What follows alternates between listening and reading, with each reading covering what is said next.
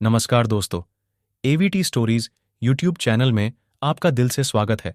पिछले भाग में आपने सुना कि निशा गुस्से में गाड़ी लेकर जाती है और उसके पीछे दीपक जाता है कि तभी निशा की गाड़ी की टक्कर सामने से आ रही किसी और गाड़ी से हो जाती है।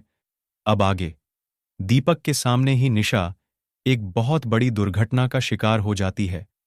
वो एम्बुलेंस को फोन करके बुलाता है और जल्द ही उसे लेकर अस्पताल पहुंचता है। वहां उसे ऑपरेशन थिएटर में लेकर जाया जाता है। कुछ ही देर बाद डॉक्टर बाहर आता है और कहता है कि आपकी पत्नी अब खतरे से बाहर है, लेकिन आई एम सॉरी, हम आपकी बच्ची को नहीं बचा पाए। दीपक पूछता है, बेटी हुई थी?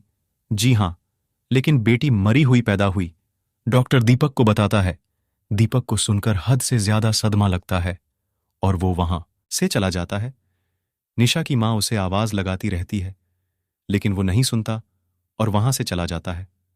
उस रात 12 बजे तक वो बार में लगातार पीता रहता है और किसी का फोन भी नहीं उठाता है। रात के 1 बजे वो लड़खड़ाता हुआ अपने घर पहुंच जाता है।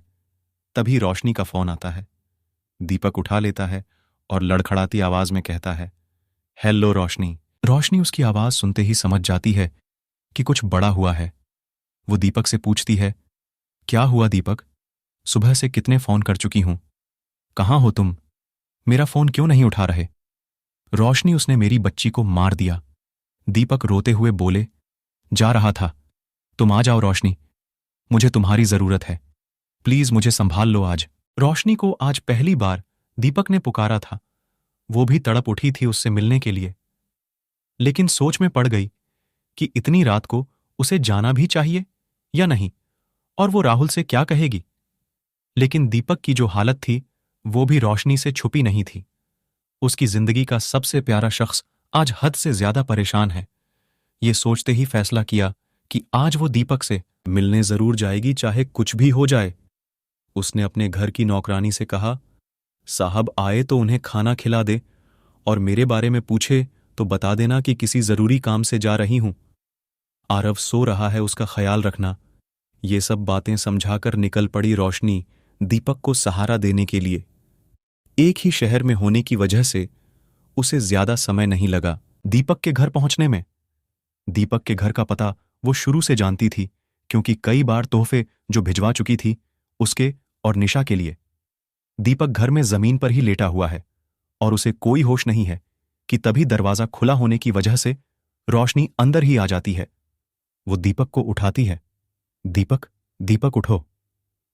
दीपक उसकी आवाज सुनते ही उठ जाता है।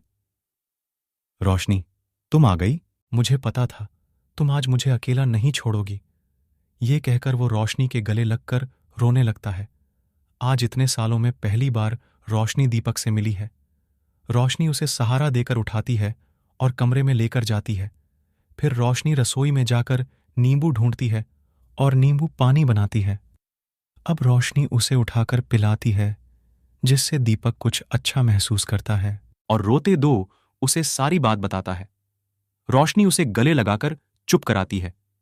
इस तरह से बात करते दो सुबह के 5 बजे जाते हैं और रोशनी का सहारा पाकर दीपक भी खुद को बेहतर महसूस करता है।